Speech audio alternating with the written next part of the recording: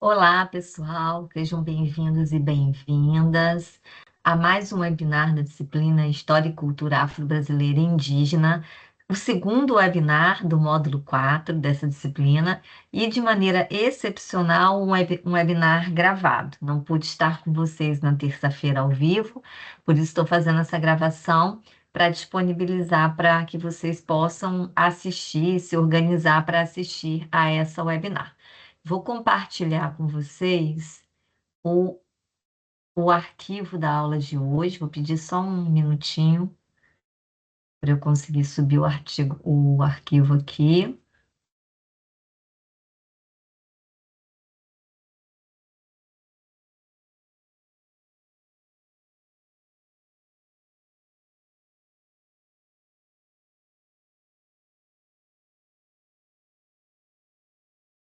São dois arquivos hoje.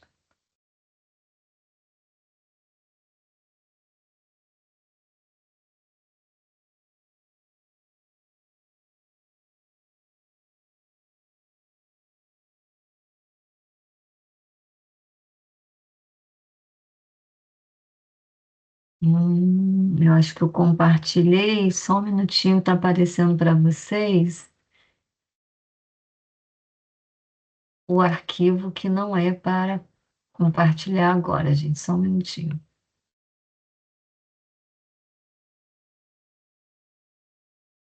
Agora eu vou achar. Agora sim. Vamos lá, vamos iniciar. Está aparecendo aí para vocês na tela. Esse é o arquivo da nossa primeiro webinar, onde eu apresentei para vocês a nossa disciplina, sobre quais temas essa disciplina vai tratar, vai dar conta. E nós avançamos um pouquinho, começando ali uma conversa introdutória para a gente entender esse continente africano antes da chegada dos europeus, antes da chegada dos portugueses, de maneira especial, dos colonizadores. E vimos como vai se formando os reinos e os impérios do território chamado Sahel, que é o território de onde sairão boa parte daqueles que serão escravizados aqui no Brasil. Então, a gente avançou um pouquinho e eu parei exatamente aqui, na formação dos reinos, reinos e impérios africanos. A gente não vai esgotar todos os reinos e impérios africanos, a gente vai pensar alguns que consideramos mais relevantes, mais importantes, e essa relevância, ela está relacionada com o quê? Com essa conexão com a formação, essa conexão com aquilo que vai forjar a sociedade brasileira, ou seja, são desses territórios que a gente vai sinalizar aqui que saíram boa parte das pessoas que vão ser escravizadas aqui no Brasil. Então a gente vai começar pelo Reino de Gana ou Império de Gana. O Reino de Gana, ele se localizava entre o deserto do Saara e os rios Níger e Senegal. Então, você tem uma área fértil aí muito significativa. O Reino de Gana era o território que hoje é o território dos seguintes países: o Mali, Mauritânia, Senegal e Guiné. Então, vocês podem imaginar que a gente está falando de um território bastante grande. Era governado por uma dinastia, né, uma dinastia real, a dinastia dos Mangas, e dinastia essa que advém de uma família berbere, né? Os berberes eram aqueles povos que viviam no Saara, os nômades, né? E essa dinastia ela vai ficar no poder até o século XVIII. A capital do império era uma cidade muito movimentada, chamada de Combi Salé, né? Aqui vocês observam no mapinha que está ilustrando o nosso material, né? Todo o território do Reino de Gana e o território aqui da espécie de cidade-estado, né, a capital. Ela abrigava essa capital em aproximadamente 15 mil pessoas, de acordo com os historiadores. E a maior parte dessa população, ela era formada por agricultores. Então, a gente tem uma população aqui de base agrícola e uma produção também de uma economia de base agrícola. Esse reino, ele vai enriquecer muito, por quê? Porque ele está numa localização que é muito estratégica, porque ele fica entre o extremo sul da rota comercial do Saara. Então, ali, imaginem, existem várias trocas comerciais e culturais. E o outro fator que leva ao enriquecimento desse reino são as reservas de metais, especialmente as reservas de ouro, né? Desde o século VIII, essa região já era conhecida como a Terra do Ouro. Então, por esse ser um minério muito abundante nesse território, usava-se o ouro como moeda de troca, pelo sal, por exemplo, que também era um produto muito valorizado nesse contexto, né? Preservação de alimentos, aquela coisa toda. Esse reino, ele vai sucumbir por volta de 1240, aí a gente está no século XIII, e ele sucumbe após vários ataques de outros povos, né? Povos almorávidas que vinham do Maghreb. Não esqueçam que o Maghreb é aquela região da África que é considerada a África islamizada. E depois que esses povos almorávidas conseguem tomar esse território do Império de Gana, eles vão ser também destruídos por um outro povo, o povo de Mali. E aí esse território de Gana vai ser anexado ao território do Reino de Mali, ou Império Mali, como vai ficar conhecido. Então, a perda do domínio do comércio do ouro e a ascensão desses outros impérios que vão ocorrer nessa região, em região próximas, isso tudo somado vai contribuir para o declínio desse reino, né?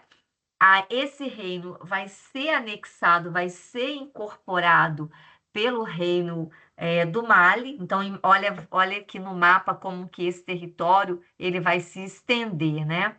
Esse reino do Mali é hoje o território dos atuais países: Mali, Mauritânia, Senegal, Guiné, Guiné-Bissau, Gâmbia, Burkina Faso e Níger, né? Também um território muito grande. E esse território, esse reino, ele passa a controlar o comércio do ouro, o comércio do sal ali no Saara, né? Que era controlado pelo reino de Gana. E a organização política que a gente tem ali é uma organização que vai abranger desde os reinos até as aldeias, né? Então, tudo ali está sob influência de um rei ou um imperador. Esse rei ou imperador, às vezes a gente só acha que só rei e imperador, né? Tá na Europa. Tá vendo como essas informações elas nos ajudam a entender a riqueza e a complexidade? A gente está falando de uma África antes da chegada dos europeus. E muitos dos nossos alunos, ao estudar o continente africano, seja a partir da história ou de outras disciplinas, não têm nem noção, muitas vezes, de que existiam reinos, imperadores, rainhas, reis, né? Nobres, nessa ideia de nobreza também na África. E muitos desses descendentes nobres foram capturados e trazidos para cá. Bom, então essa influência, o rei tem uma influência muito grande, né? Ele cobrava impostos, os tributos para manter tudo o reino, a organização do reino, e tudo isso era gerenciado por um conselho que ali prestava auxílio ao rei, que era o Conselho dos Anciões ou Anciãos. Os anciãos são pessoas mais velhas que na cultura africana são valorizadas como sujeitos portadores de muita sabedoria. Parece muito fácil compreender isso, né? A gente tende a imaginar pessoas mais velhas, têm mais experiência, têm mais sabedoria, mas a nossa cultura ocidental, que é uma cultura capitalista, uma cultura da jovialidade, tende a descartar as pessoas mais velhas, né? Não é isso que a gente vê nessa construção cultural da África.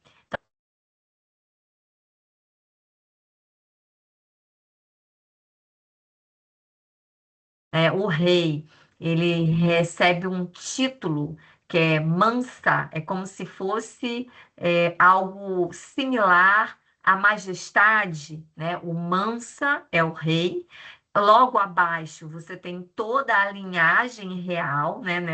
Imagina uma pirâmide social.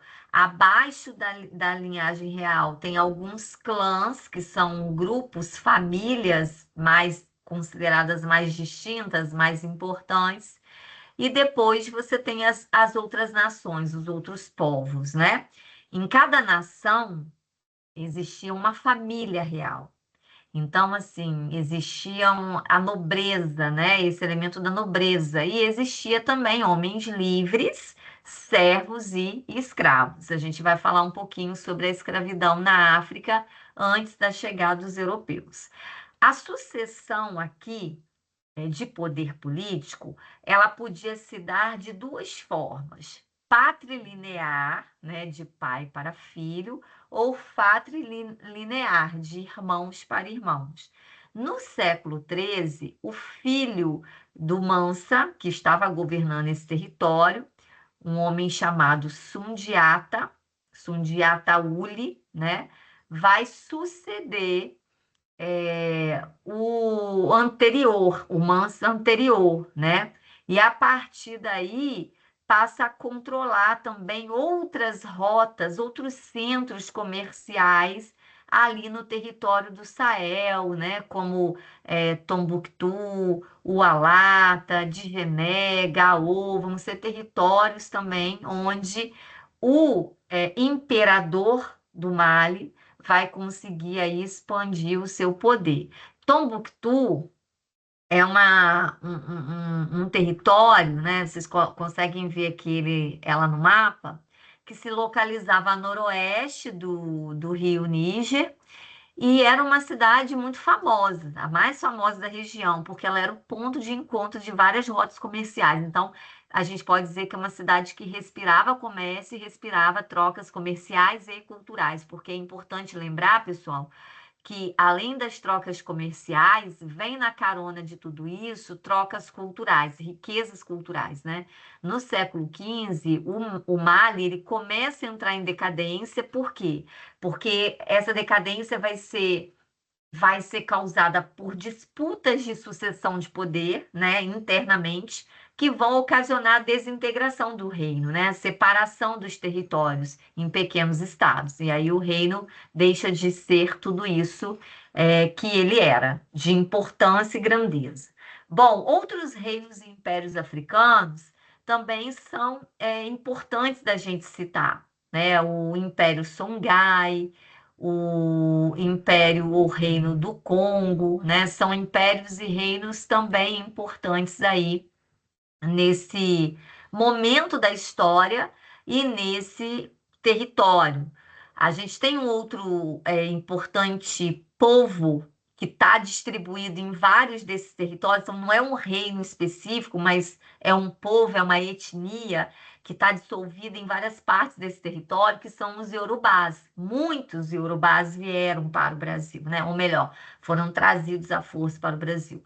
Os iorubás, eles são constituídos, os reinos iorubás, eles eram constituídos de muita diversidade, né? Os povos eram povos que vinham de diversas regiões. Nesse território, né, dos iorubás, tem uma cidade chamada Ifé, onde a gente tem ali um centro comercial muito importante, atividade de metalurgia, olha só, em metalurgia naquela época. E era uma cidade-estado, né? Uma cidade-estado que vai receber tributos dos mini-estados que compõem esse território, considerada também um centro religioso para os povos iorubás. E o povo iorubá, ele é formado por grupos, olha só como é complexo, né? Por grupos que têm como ancestral comum uma divindade chamada Odudua, que é quem? Que acreditava-se que era o criador e o fundador ali de Ifé, que é a cidade sagrada para os iorubás, né? Então, esse material, eu sei que muitos alunos falam assim, professor, esse material é muito complexo, tem muito nome, tem muita coisa assim, muita informação, e realmente é um material mais complexo, porque ele é esse início, como eu estava falando para vocês. É para a gente entender um pouco toda essa riqueza do continente africano, né, toda essa complexidade, para a partir daí a gente conseguir estabelecer um distanciamento do senso comum, um distanciamento daquilo que é preconceituoso e limitador, e que muitas vezes a gente vai reproduzindo sem muita reflexão, né? Vou compartilhar agora o segundo material, porque esse foi uma complementação da aula da semana passada. Eu vou compartilhar um segundo material para a gente dar continuidade. Ainda é unidade 1 de aprendizagem, tá bom, pessoal? E aí a gente vai falar um pouquinho de colonialismo e escravidão. Então, veja, se ali no início a minha conversa com vocês foi no sentido de apresentar um continente africano rico, diverso, complexo, antes da chegada dos portugueses e dos europeus, né? Os portugueses são os primeiros a chegar. A gente agora vai falar a partir da chegada dos portugueses, né? A partir da chegada dos portugueses, onde a gente encontra aí, quais características a gente encontra aqui, né, nesse território. Então, vamos lá, colonialismo e escravidão. A gente vai falar um pouquinho sobre escravidão como fenômeno histórico, os tipos de escravidão africana antes da chegada dos europeus, e a escravidão negra e indígena no Brasil colonial, tá bom? Então, a gente começa a falar lá da África, a escravidão como um fenômeno histórico, antes da chegada dos portugueses, dos europeus, e depois, isso após a chegada dos europeus e trazendo para cá, para o nosso país, trazendo para o Brasil. Bom, vamos lá. A escravidão é um fenômeno histórico. O que que isso significa, galera? Que ela existe há muito tempo. E ela existe em vários lugares, desde a antiguidade. Ou seja, sim, já existia a escravidão em África antes da chegada dos europeus. Qual é o cuidado que a gente precisa ter? Muitas vezes usa-se essa informação que está correta de forma a menosprezar ou diminuir o dano, a violência que foi a escravidão colonial, né? Vocês imagino que vocês também já devam ter se deparado com esses argumentos assim. Ah, mas eles mesmos, os próprios africanos se escravizavam, já tinha escravidão lá, como se isso fosse uma forma ou de justificar ou de minimizar a violência perpetrada pelos colonizadores. Isso está equivocado. E por que que isso está equivocado? Porque a escravidão que acontecia em África antes da chegada dos europeus, ela não é a mesma escravidão que vai passar a vigorar a partir de uma perspectiva comercial com os europeus. Isso vai ficar claro para a gente daqui a pouco. Então, eu já estou alertando para que a gente tenha isso no nosso horizonte. Alguns historiadores vão afirmar que a escravidão teria surgido ainda em períodos pré-históricos, como o período neolítico. No continente africano, ela remonta também à antiguidade, ou seja, então, desde a antiguidade, se crer, né, a partir dos vestígios históricos, que a escravidão existia em grande parte das sociedades, africanas. Então, veja, ela existia em grande parte das sociedades africanas, mas também não em todas as sociedades africanas, certo? O contato entre os africanos e europeus, principalmente os portugueses, que vão ser os primeiros a chegar lá a partir do século XV, vai inaugurar uma nova fase na escravidão africana. Por quê? Porque a gente começa a ter a lógica do comércio, o tráfico de escravizados pelo Oceano Atlântico. Então, se antes o que eu tinha era uma escravidão, podemos colocar assim, doméstica, porque se limitava ao continente africano, agora essa escravidão passa a ser uma escravidão intercontinental, né? Transatlântica, porque ela passa a se espalhar para outros continentes. Vejam, há cálculos que revelam cerca de 11 milhões de africanos que foram enviados para a América para serem escravizados. Então, veja só a cifra, o tamanho dessa cifra, né? 11 milhões de escravizados. Agora vamos entender o ponto de partida disso tudo, gente. Ponto de partida para quê, professora? Para os portugueses chegarem ao continente africano, o ponto de partida se dá a partir do momento que os portugueses conquistam o território de Ceuta, aqui onde está, ó, o território de Ceuta, ó. Por que que isso é importante? 1415, século XV. Porque aqui funcionava um entreposto comercial e é a partir de Ceuta que que os portugueses vão inaugurar uma série de viagens à África em busca de ouro, o ouro africano. Sabe lá o reino de Gana, que era conhecido desde o século VIII como a terra do ouro? Essas notícias se espalham, gente. Mesmo nesse momento da história, as notícias se espalham. Demoram mais do que hoje, né, que são instantâneas, mas elas se espalham. Então, a notícia de ouro que chegava na Europa motivava, estimulava, aguçava a ambição, obviamente, desses homens que começam a fazer essas viagens para buscar ouro e mais tarde para buscar as especiarias, que também eram muito valiosas, né? E nessas viagens, os portugueses começam a perceber que poderia ser lucrativo o comércio de escravos africanos, né? Escravizados, para a gente usar o termo mais correto. Mas a nossa literatura trata ainda aqui de escravos. Bom, então vamos pensar agora o que é escravidão, qual é a definição da escravidão? Por definição, é escravo aquele que perdeu a liberdade, ou que já nasceu sem ela, né? Então, escravizado, porque muitas vezes ele não nasce sem a liberdade, ele a escravidão é imposta, né, a partir desse elemento de dominação. E a escravidão, gente, ela é o extremo da violência contra o indivíduo. Por quê? Porque essa escravidão, principalmente essa que vai ser inaugurada com os europeus, ela retira a soberania do indivíduo sobre sua própria vida.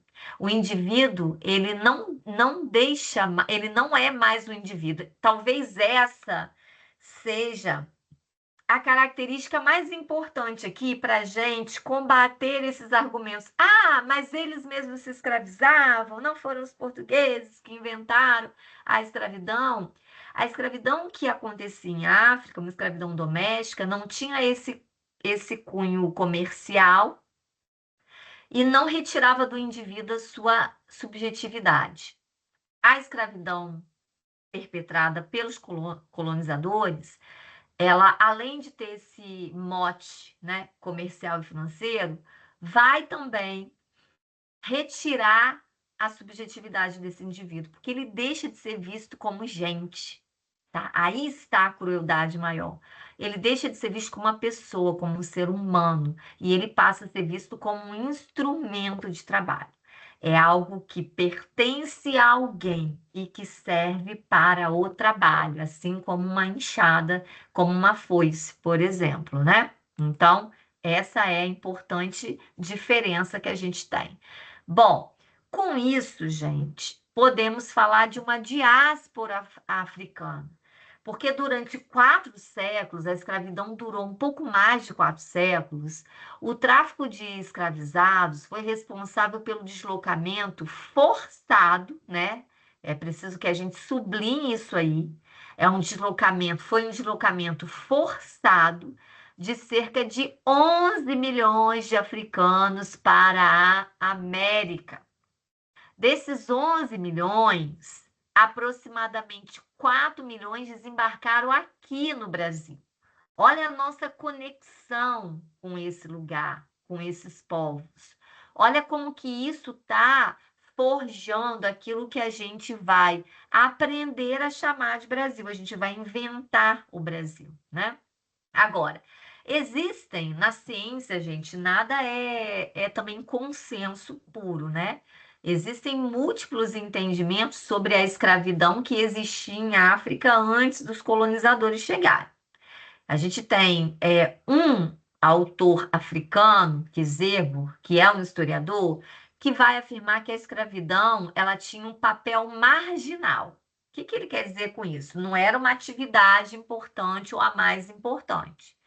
E que o escravo não era visto como uma propriedade, né? Tem a questão da subjetividade que permanecia. Já outros historiadores, como Costa e Silva, ele vai, brasileiro, ele vai dizer que em determinadas regiões, não em todas, mas em algumas regiões, o escravo era tratado com muito rigor, né? Leia-se com violência, injúrias e castigos, castigos físicos. Então, físicos e cruéis, né? Então, não existe também um ponto pacífico de como se dava de como se dava, não, de qual era a centralidade dessa prática em algumas regiões. O fato é, né, que lembrando aí que no continente africano você tem uma organização social que traz aquele elemento do traço de parentesco das famílias extensas, né, que eu expliquei para vocês lá na primeira webinar, que não é só o laço consanguíneo, né, são aqueles que fazem parte ali daquela comunidade, a gente pode afirmar que a escravidão era uma escravidão doméstica, né? Ela não tinha esse teor de comércio, esse é um ponto importante. E as características que permitiam a escravidão ou que validavam a escravidão em África, né? E aí a gente está se referindo a quê exatamente, né? Quais as características ali em que a escravidão ela ocorria?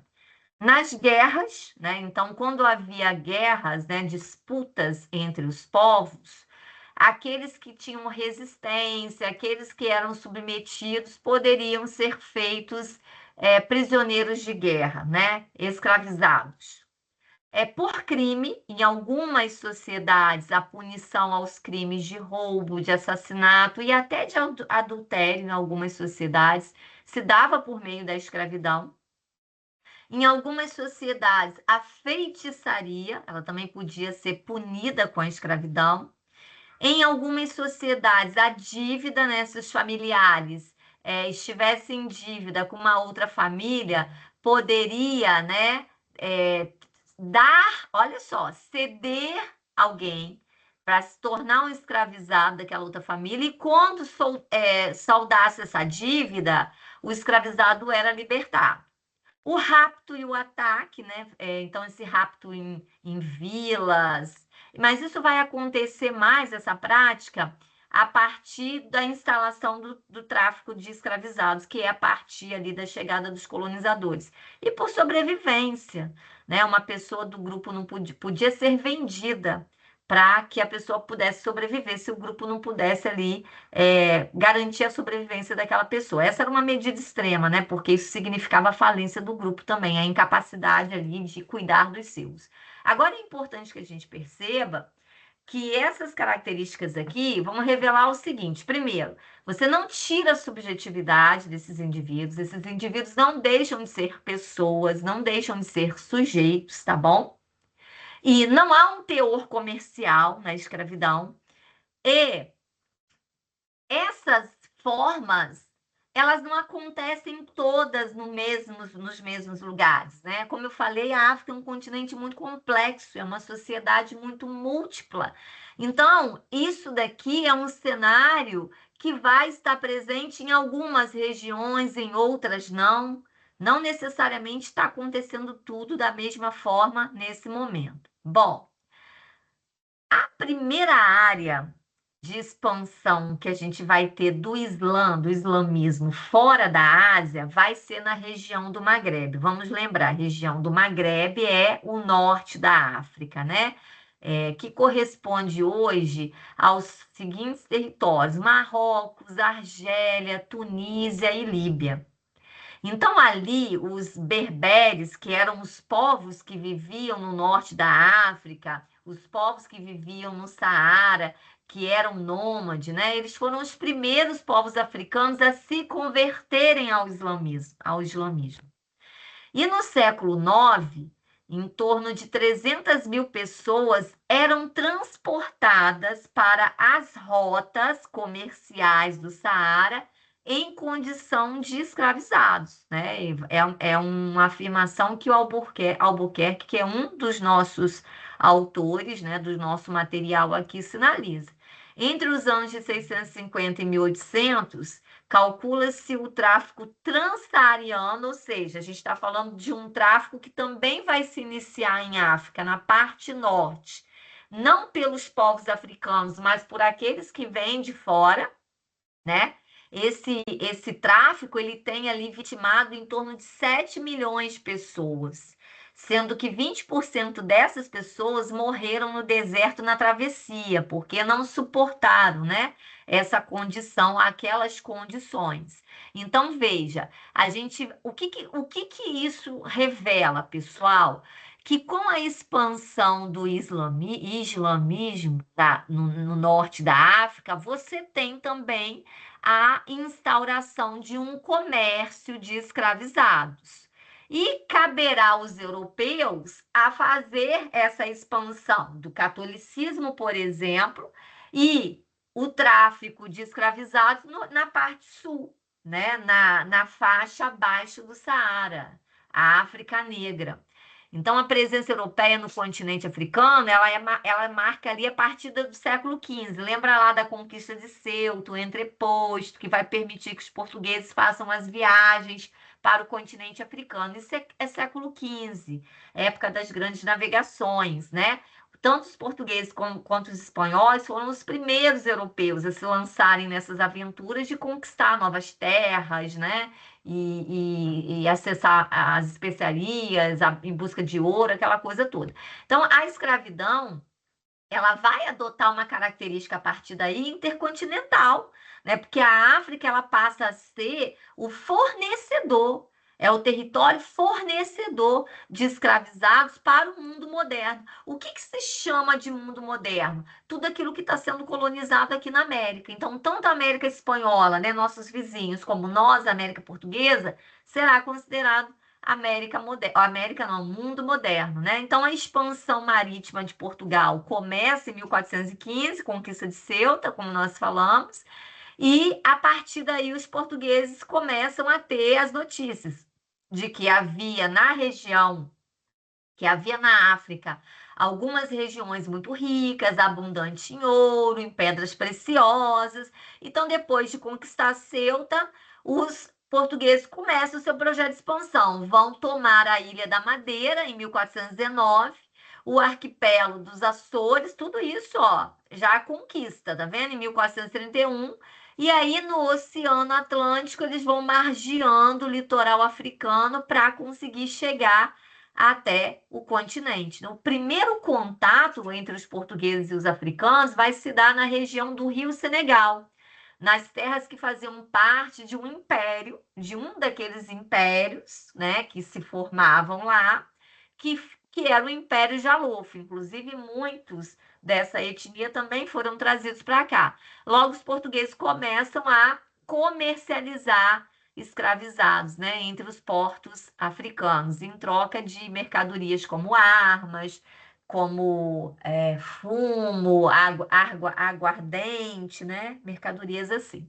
E aí é interessante porque os principais países, né, os que vão primeiro se lançar nessa aventura da conquista, Portugal e Espanha. Por quê? Porque eram países que já tinham feito uma unificação política, né? Já eram estados unificados. E esses dois países estão naquilo que a gente chama de parte ibérica, né? São países ibéricos, da Europa ibérica, e são países católicos, né? Eram monarquias católicas. Então, ficou sob a responsabilidade desses países também expandir o catolicismo. Então, gente, é um projeto de poder, é um projeto de expansão da religião do dominador e de sequestro de pessoas, né? Esse é o termo, sequestro de pessoas. Bom, agora vamos pensar um pouco quanto que isso vai impactar aqui em nós, né? A diversidade cultural que caracteriza o nosso território, ela é possível de ser percebida porque a gente originalmente era povoado por grupos indígenas distintos. Também é uma outra coisa que muitas vezes a gente passa batido, como se estivesse falando de indígenas, está falando de tudo igual, e não é assim, né? Eram grupos distintos que possuíam sistemas sociais, culturais e linguísticos heterogêneos, né? Tanto que quando os portugueses chegam aqui, alguns historiadores estimam que havia em torno de 6 milhões de pessoas segmentadas em 1.000 diferentes grupos indígenas. Olha só, né? Então, a gente está falando de uma diversidade muito grande. Então, nesse processo da chegada dos portugueses aqui, inicialmente teve pouquíssimo investimento, né? Por quê? Porque ao mesmo tempo que se descobriu aqui, né, se chegou aqui, a gente tem a carreira das Índias, né? O que seria a carreira das Índias? Essas navegações que Portugal está fazendo, Espanha está fazendo, para poder acessar as especiarias que vinham das Índias, e isso é muito mais lucrativo. Porque aqui as expedições, a princípio, mostraram apenas uma riqueza, né? Que foi o pau-brasil. E aí foi necessário uma aproximação com os povos nativos, né, com os povos originários, para que eles pudessem não só identificar o pau-brasil, mas como também explorar ali, né, retirar o pau-brasil para que ele fosse carregado para navios, nos navios para a Europa. E para isso, né, nessa troca de confiança, ou melhor, nessa tentativa de estabelecer confiança, os europeus começaram a fazer o escambo, que eram as trocas, né? Trocas por quinquilharias, mas eram coisas que os indígenas não conheciam e que geravam uma certa curiosidade.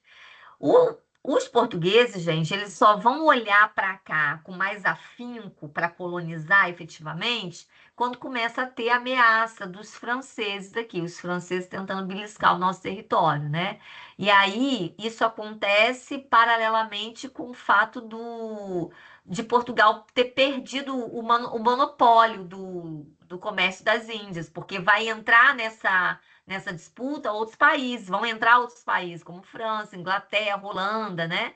Então, com isso, os colonizadores, os nossos, né, colonizadores começam a olhar mais para cá, para esse território, a fim de quê? Povoar e controlar, para evitar que se perca, né, o território. Então, as primeiras relações, os primeiros contatos foram contatos amistosos, assim a historiografia revela, né? Os indígenas eram vistos até com um olhar romantizado, como se fossem parte da natureza, né? Mas parte da natureza que poderia ser humanizada, humanizada por meio da conversão e do batismo. Olha a expansão do projeto de poder também a partir da religião católica, né? Essa imposição da conversão dos indígenas. E olha que interessante pensar que os indígenas serão considerados passíveis de ser humanizados, ou seja, primeiro eles não são considerados completamente humanos, mas são passíveis de serem humanizados. Agora, os negros africanos que foram trazidos para se tornarem escravizados, esses não tinham essa possibilidade na interpretação nesse contexto. Eram objetos de trabalho, ok? Não eram sujeitos, né? Não esqueçam que essa é uma ruptura muito drástica e muito violenta daquilo que a gente tinha acontecendo e ocorrendo lá em África, aquela escravidão, para que vai ser inaugurada com a chegada dos portugueses, né? As pesquisas linguísticas, gente, apontam que 1.300 línguas eram faladas aqui antes da chegada dos portugueses. O último censo, que é de 2010, na verdade não é o último censo. Esse dado aqui que não está atualizado. No censo de 2010, existiam em torno de 274 línguas indígenas. Eu vou até buscar a informação do último censo para a gente ver se mantém essa quantidade. A organização social desses povos era uma organização complexa, eram povos pequenos, médios ou grandes, né? Ágrafos, ou seja, não conheciam a escrita, não dominavam a escrita, então tudo que a gente tem produzido sobre a vida, o modo de vida dos indígenas antes dos portugueses, foi produzido pelos europeus, né? Então é preciso ler também com um certo cuidado, né, gente? É tudo produzido, os relatos são produzidos pelos europeus. É claro que depois você tem as pesquisas, né, que são pesquisas arqueológicas, que vão remontar a partir dos vestígios, aquela coisa toda. Mas os relatos escritos dos povos dessa época eram relatos feitos por aqueles que conheciam a escrita, né, pelo colonizador, quando eles começaram a passar a ter esse contato aqui. Bom, houve uma tentativa de escravização dos povos indígenas no Brasil, né?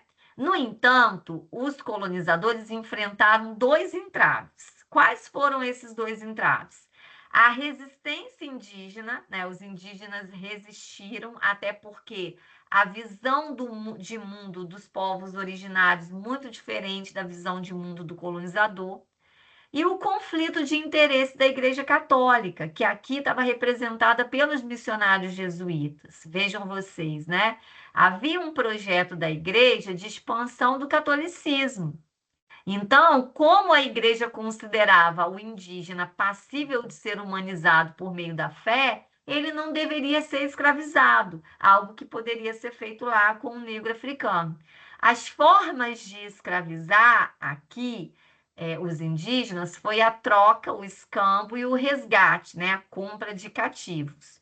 Alguns indígenas eram cooptados, convencidos, né, nas aldeias jesuítas, que eram as aldeias dos religiosos, onde se havia, entre aspas, uma proteção, e eles trabalhavam em regime de assalariamento. Então, esses indígenas que estavam nas aldeias jesuítas trabalhavam em regime de assalariamento, mas a maioria foi escravizada, mesmo com essa resistência. Só que essa resistência, esses dois entraves, né? Eles não vão possibilitar a sustentação dessa estrutura por muito tempo.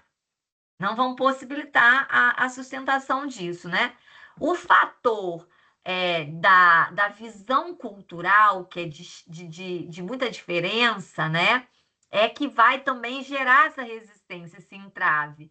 Porque para os povos nativos, a agricultura, por exemplo, ela era de subsistência. Eles viviam na mata, na floresta, se alimentando daquilo que a floresta dá. E aqueles que já praticavam a agricultura, porque existiam povos que praticavam a agricultura, praticavam para sobreviver, né? Enquanto que o europeu chega com a lógica da grande lavoura, para exportação, a lavoura de cana. Então, aquele trabalho, aquele monte de gente trabalhando na lavoura para produzir um produto que eles não vão consumir. Então, isso não faz sentido para os povos nativos. A visão de mundo é muito diferente. Então, isso também vai gerar um entrave, né? Porque há uma resistência dos nativos de se dobrarem a esse tipo de trabalho. E aí, muitos, né, vão fazer assim, entre aspas, corpo mole, né? E essa era uma forma de resistir à escravidão. Às vezes a gente vai traduzindo, principalmente na nossa linguagem, uma série de elementos preconceituosos, né? Hoje ainda vigora no imaginário social. Ah, o indígena é preguiçoso. Vem de onde isso? Vem lá de trás de uma ideia de que não conseguiram escravizar os indígenas porque eles não gostavam de trabalho, mas não era a questão. A questão é, claro, não se gostava daquele tipo de trabalho, porque era um trabalho em que eles não viam sentido, né? Era um trabalho de muita submissão e que não fazia nenhum sentido. Então, esses entraves aí vão ser o calo no sapato dos colonizadores, até que em 1757 um decreto do rei, um decreto oficial da coroa, vai proibir a escravização de indígenas na América Portuguesa. Então, essa medida é que vai impulsionar o tráfico dos escravizados africanos, né? Então, a partir daí, os colonizadores vão buscar o quê? Alternativas, estratégias para repor essa mão de obra, né? E para expandir os seus negócios, porque além da lavoura, a gente começa a ter a formação dos engenhos, né? Os engenhos, os grandes engenhos, eram estruturas ambivalentes, é uma unidade de produção e, ao mesmo tempo, uma unidade de ocupação territorial. Ali você tinha a lavoura, ali você tinha o engenho, ali você tinha a casa grande, ali você tinha a senzala, ali você tinha a capela, olha só, né? E o modo de produzir era o mecanismo da plantation, que é o quê? Grandes latifúndios, monocultura, uma única cultura. A gente teve ciclos, né? De econômicos, né? Começando aí com a questão da cana, de açúcar, e a mão de obra escravizada. Então, no século XIX, a quantidade de africanos escravizados na América Portuguesa era enorme. Por quê? Porque além da proibição da escravidão dos indígenas, você tem a expansão desse negócio, né? Que são as plantations, os engenhos. Então, de uma população de quase 3.900.000 pessoas, quase 2 milhões eram escravizadas. Olha só, gente. Quase 2 milhões eram escravizados. Se a gente pega um recorte, por exemplo, Campinas, em São Paulo, em 1872, século XIX, a população livre era de 8.281 pessoas, enquanto que a população de escravizados era de 13.685 pessoas, ultrapassava significativamente a população livre, né? Vejam vocês. Bom, e aí, o que que a gente falou aqui, né, nessa nosso webinar de hoje?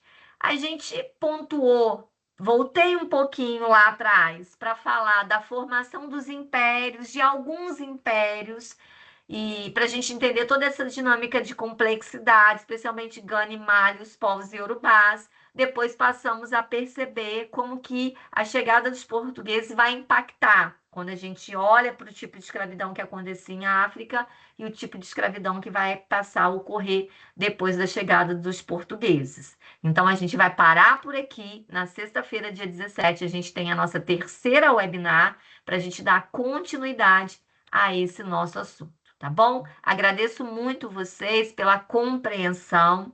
Não pude estar presente com vocês ao vivo na terça. Qualquer dúvida, dificuldade sobre o conteúdo, sinalizem para mim. Até sexta, pessoal.